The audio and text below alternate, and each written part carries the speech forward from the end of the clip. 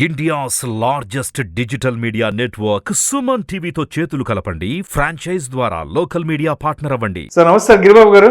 నమస్తే అండి. సార్ గిరిబాబు గారు, జీవితాన్ని మలుపు తిప్పే ఒక 5 డబ్బు సూత్రాలు ఏదన్నా ఉంటే చెప్పగలరు? నేను కూడా ఫాలో అవుతాను. మంచి క్వశ్చన్ అడిగారండి.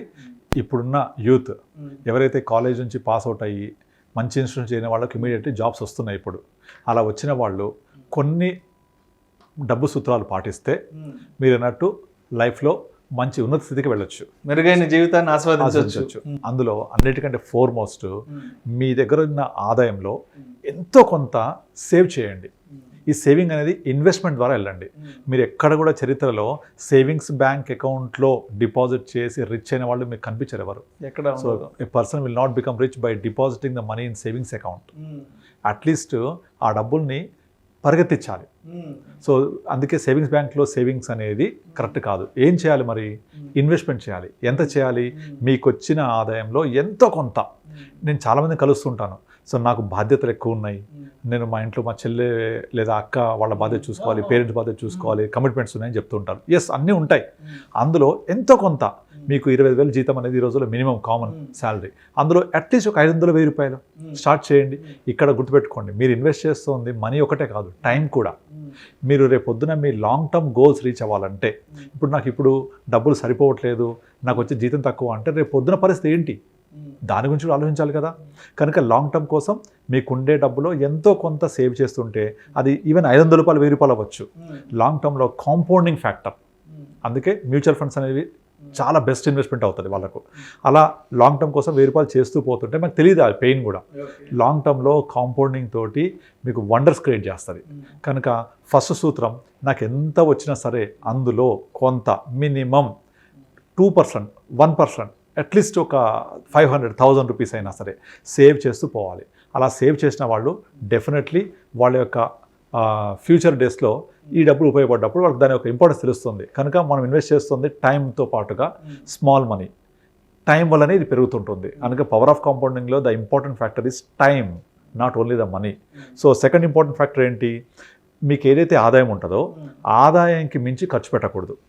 ఇప్పుడు చాలామందిని చూస్తూ ఉంటాం, జీతం ఏమో 50,000 ఉంటుంది, ఖర్చు 55,000, 60,000 ఉంటాయి. మిగతా ఎక్కడి నుంచి వస్తాయంటే క్రెడిట్ కార్డు. 5 లోపల అన్నీ అయిపోతాయి. ఫస్ట్ తారీఖు శాలరీ పడింది, 5th కల్లా అన్నీ అయిపోతాయి. 5th కల్లా మ్యాక్సిమం అయిపోతాయి. మళ్ళీ 25 రోజుల కోసం తడుముకుంటూ ఉండాలి, మళ్ళీ అప్పులు చేయాలి. సో ఇది అసలు చేయకూడదు.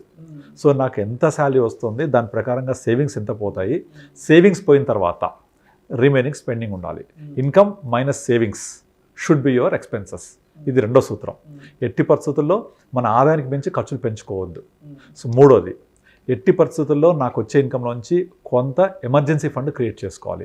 ఈ ఎమర్జెన్సీ ఫండ్ ఎంత మీకు మన ఆర్థిక బలాన్ని ఇస్తుందో కరోనా టైంలో చూశాను నేను. ఒక కస్టమర్ వాళ్ళకు 3 క్యాబ్స్ ఉన్నాయి. సో 3 క్యాబ్స్ అప్పటిదాకా హ్యాపీగా నడుస్తున్నాయి. సడన్గా కరోనా టైంలో అన్ని ట్రాన్స్పోర్టు అందరం జనజీవనం స్తంభించిపోయింది. 3 ఈఎంఐలు కట్టాలి. సో ఈఎంఐలు కట్టడానికి డబ్బులు లేవు. సో ఇమీడియట్లీ 2 కార్లు అమ్మేసి 3వ కార్కి ఈఎంఐ కడుతున్నాడు. కానీ ఈఎంఐ కట్టడానికి సరిపోతే డబ్బులు అవి. నేను సడన్గా అమ్మబోతే ఎవరు కొనేవాళ్ళు కూడా లేరు. ఆదాయం 0. సో పాపకి పాలు కొనడానికి డబ్బులు లేవు. నాకు కాల్ చేసి నేను చాలా హెల్ప్ చేశాను వాళ్ళకు. సో అలాంటి పరిస్థితి ఎందుకు వస్తుంది అంటే నా దగ్గర ఎమర్జెన్సీ ఫండ్ లేకపోవడం. మనం కరోనా నుంచి నేర్చుకున్న పెద్ద పాఠం ఏంటి? రేపు భవిష్యత్తులో ఏమైనా జరగవచ్చు, మనం రెడీగా ఉండాలి. కనుక ఎమర్జెన్సీ ఫండ్ అనేది మనకు ఒక ఆర్థిక బలాన్ని ఇస్తుంది. సో ఆ ఆర్థిక బలం ఎంత రావాలి అంటే నీ దగ్గర నీ కార్పస్ ఎన్ని నెలలకు సరిపడా ఉంది. ఇప్పుడు మీరు చూడండి, ఒక దేశానికి ఆర్థిక బలం ఎప్పుడు వస్తుంది? వాళ్ళ యొక్క ఫారెన్ రిజర్వ్స్ బట్టే. 1992లో మనం ఆర్థిక సంస్కరణ చేసే ముందు ఇండియా దగ్గర వారానికి సరిపడా ఫారెన్ రిజర్వ్స్ ఉండే. ఇవాళ రోజున మినిమం 2 to 2.5 years సరిపడా ఫారెన్ రిజర్వ్స్ ఉన్నాయి. సో ఎంత ఫారెన్ రిజర్వ్స్ ఉంటే ఇండియా అంత స్ట్రాంగ్ అవుతుంటుంది, అంత రిచ్ అవుతుంటుంది.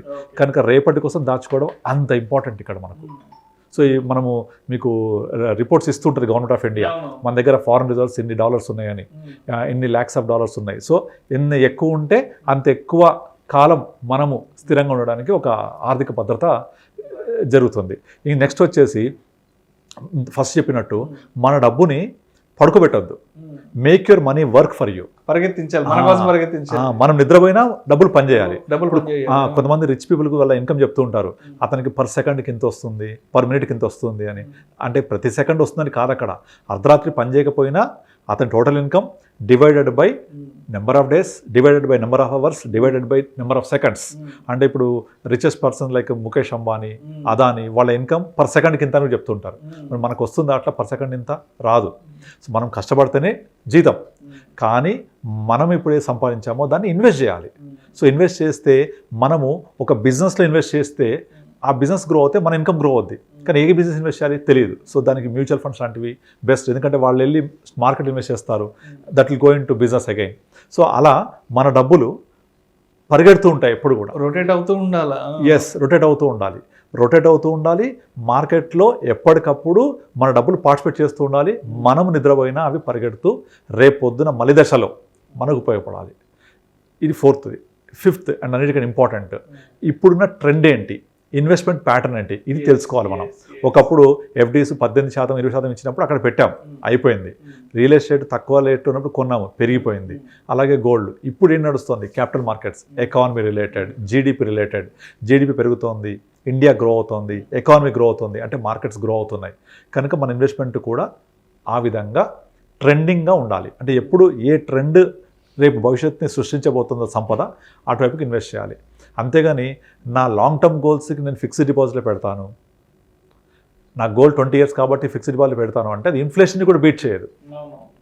సో మన గోల్ ఎంత ఉంది, లాంగ్ టర్మ్ ఉంది అంటే దానికి తగ్గట్టుగా ఇన్స్ట్రుమెంట్ ఏది ఎంచుకోవాలి. ఇప్పుడు నేను ఢిల్లీ వెళ్ళాలంటే విమానం కానీ రైలు కానీ ఎక్కాలి, నేను బస్సు ఎక్కువ తెలియలేను కదా. సో అట్లాగే అది ఇంపార్టెంట్. సో మనము ఎక్కడ ఇన్వెస్ట్ చేసాము మాత్రమే కాకుండా ఎంత ఇన్వెస్ట్ చేసాము, సో మన జర్నీ ఏంటి, మన గోల్ ఏంటి, నీడ్ ఏంటి, ఇవన్నీ ఆలోచిస్తూ మన ఆర్థిక ప్రణాళికని చక్కగా వేసుకొని మనం ఇన్వెస్ట్ చేస్తే డెఫినెట్లీ ప్రతి ఒక్కళ్ళకు కూడా వాళ్ళ యొక్క లైఫ్ హ్యాపీగా ముందుకు సాగుతూ ఉంటుంది. యా, కనుక మనం ఎప్పుడు కూడా ఇవన్నీ దృష్టి పెట్టుకొని మనం ప్లాన్ చేసుకోవాలి. Thank you so much Giribabu గారు. థ్యాంక్ యూ అండి. మెరుగైన జీవితం కోసం డబ్బు సూత్రాలను గురించి చాలా చక్కగా తెలియజేశారు. Thank you so much sir. Thank you అండి.